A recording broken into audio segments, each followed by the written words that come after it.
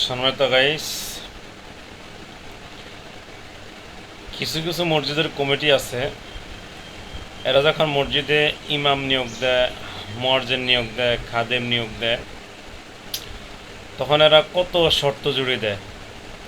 ইমাম হতে হলে তাফসিরবিদ হতে হবে, হাদিস বিশারদ হতে হবে, অমুক হতে হবে, তমুক হতে হবে, স্যার অমুক হতে হবে, এই সেই আগ্রম বাগ্রম দিয়া বেতনের কথা আর বলে না।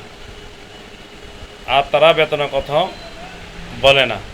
যাক, ওলামায়ে কেরাম ইন্টারভিউ দিয়া অনেক কষ্টের বিনিময়ে ঢুকার পরে বেতন হলো সামান্য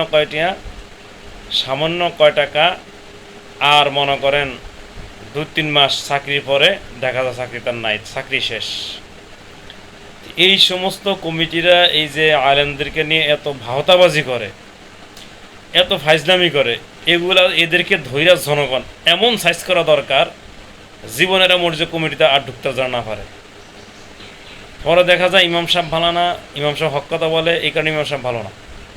ইমাম সাহেবের এই দোষ সেই দোষ ধরতে ধরতে কম্বলের লোম বাঁচতে কম্বল আর কম্বলে থাকে না। ঠিক বর্তমানে আমাদের বাংলাদেশের অবস্থা হলো এমন, মসজিদে ইমাম নিয়োগ দেয়, খতিব নিয়োগ দেওয়ার পরে চাকরি থাকে না। চাকরি 2 মাস, সর্বোচ্চ 6 মাস, সর্বোচ্চ 1 বছর। আর যদিও কোনো হুজুর চাকরি টিকে, তাহলে সে হয়তো বা কমিটির ফা ছাড়তে হবে। যদি ফা না ছাড়ে তাহলে তার চাকরি জীবনে টিকে না। এই সমস্ত কমিটিদেরকে সাইজ করা দরকার। সাইজ ছাড়া কোনো রাস্তা নেই। এরা বর্তমানে আলেমদেরকে নিয়ে একটা তামাশা, আলেমদেরকে নিয়ে তারা একটা পুতুল খেলা খেলে। তো এদেরকে সাইজ অবশ্যই করা দরকার।